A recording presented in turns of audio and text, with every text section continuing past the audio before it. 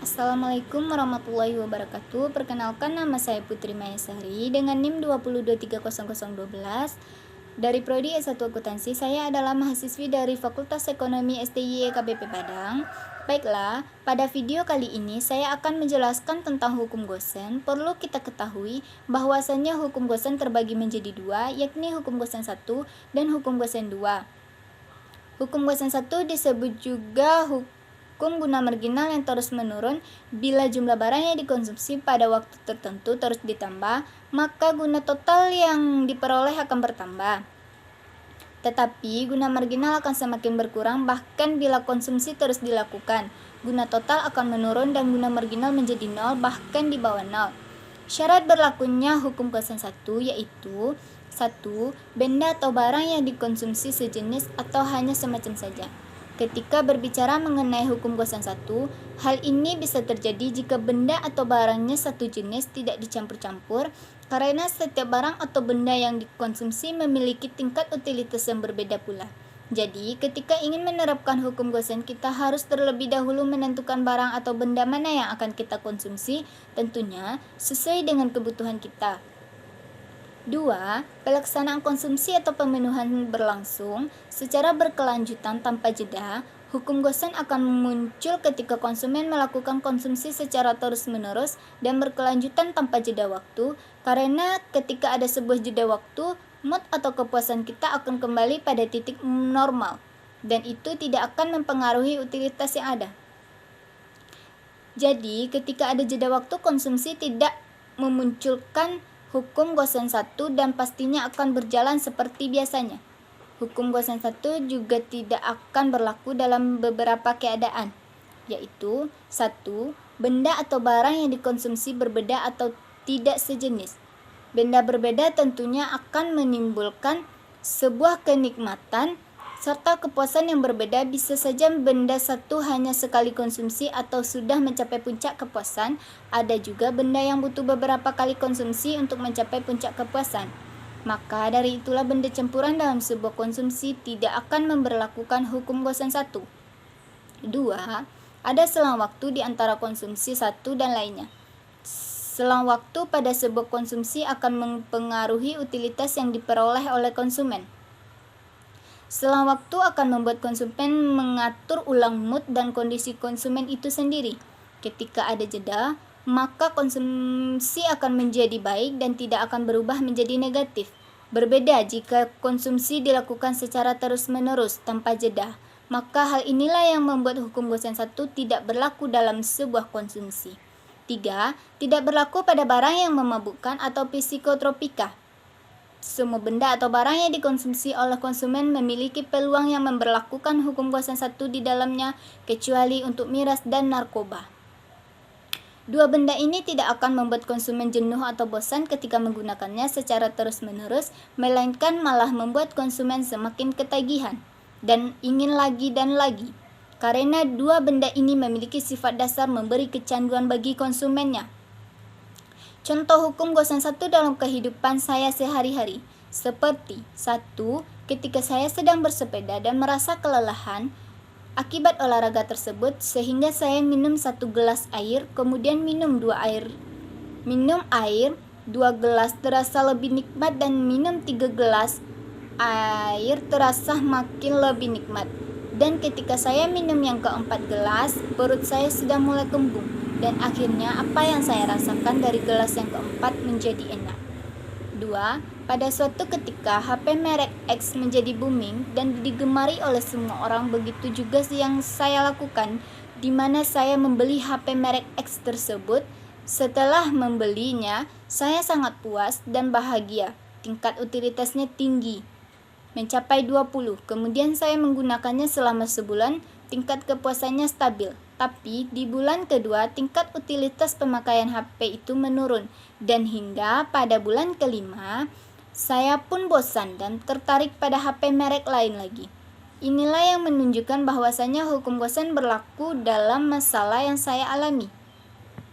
Hukum Gosen 2 yaitu manusia akan berusaha memenuhi kebutuhannya bermacam-macam sampai pada tingkat kebutuhan yang sama. Jika manusia melakukan pemenuhan kebutuhannya akan berbagai jenis barang dan tingkat pendapatan dan harga barang tertentu tersebut akan mencapai tingkat optimasi konsumsinya pada saat rasio marginal utility berbanding harga sama untuk semua barang yang dikonsumsinya. Syarat berlakunya hukum Gosen 2 yaitu 1. Kebutuhan yang dipenuhi berbagai macam. Inilah yang menyebabkan munculnya hukum Gosen 2. Dengan adanya variasi kebutuhan, manusia akan memikirkan cara dan langkah yang akan mereka perbuat untuk memenuhi semua kebutuhan tersebut. Selain itu, jika banyak kebutuhan yang harus dipenuhi, maka akan membuat manusia akan berpikir dan akan menumbuhkan kreativitas di dalamnya. 2. Konsumsi dan pemenuhan kebutuhan secara kontinu dan efektif. Titik kepuasan adalah tujuan dilaksanakannya sebuah konsumsi, apalagi mengingat bahwa kebutuhan manusia berbagai macam, maka tentu butuh tindakan yang dilakukan secara terus-menerus hingga mencapai titik kepuasan tertentu. Hukum Gosen 2 tidak berlaku lagi ketika situasi berikut.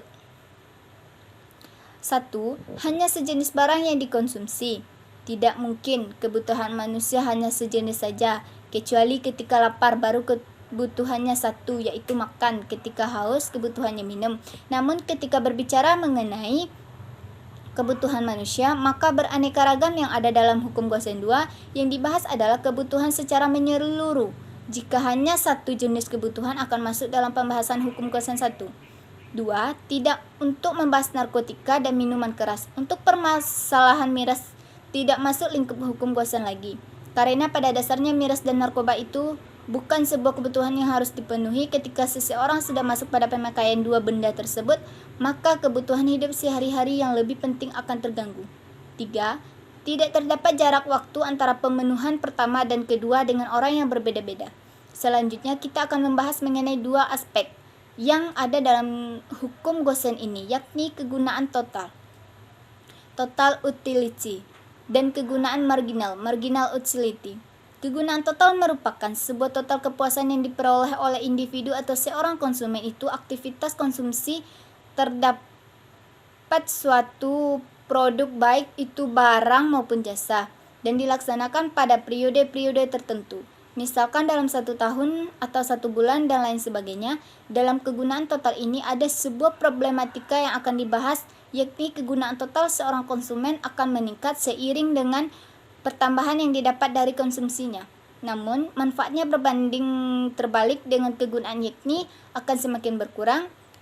Hal ini berarti menunjukkan kejenuhan dan kebosanan dari seorang konsumen disebabkan karena setiap pertambahan konsumsinya, tambahan nilai guna marginalnya lebih kecil dibandingkan dengan unit sebelumnya. Contoh hukum Gosen 2 dalam kehidupan saya sehari-hari seperti: 1. Ketika saya seharian berpuasa, maka akan merasakan lapar dan haus. Maka saat berbuka nanti saya akan butuh makanan dan minuman untuk memenuhi kebutuhan yang saya inginkan. Kemudian saya akan membeli makanan dan minuman sampai ke batas kekenyangan. Seandainya uang dari sisa pembelian makanan dan minuman tadi masih ada, akan saya gunakan untuk memenuhi kebutuhan lainnya. 2. Bila saya memiliki sejumlah uang, saya cenderung menggunakan uang tersebut untuk membeli bermacam-macam barang dan jasa sehingga semua kebutuhan saya dapat terpenuhi secara seimbang. Ternyata dalam hal ini, hukum Gosen berbicara sesuai dengan fitrah atau sifat alamiah yang dimiliki oleh manusia. Mulai dari hukum Gosen 1 yang berbicara tentang penurunan dari kepuasan ketika terus-menerus dilakukan tambahan dari konsumsinya. Hal ini menjadi peringatan bagi manusia agar bisa mengontrol dirinya karena mereka memiliki sifat asli yang tak pernah puas. Begitu juga dengan hukum Gosen 2 yang berbicara tentang upaya manusia dalam memenuhi kebutuhan yang beraneka ragam, di mana manusia harus memikirkan langkah yang tepat untuk mengambil sebuah keputusan, di mana mereka harus mendapatkan nilai kepuasan yang tinggi dengan gaji mereka yang seadanya.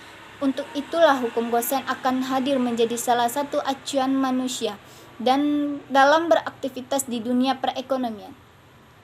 Baiklah, itulah penjelasan tentang hukum Gosen, syarat berlakunya hukum Gosen, dan contohnya dalam kehidupan saya sehari-hari. Kalau ada salah dan janggal dalam penyampaian saya, mohon dimaafkan. Kepada Allah saya minta ampun, sesama manusia saya minta maaf.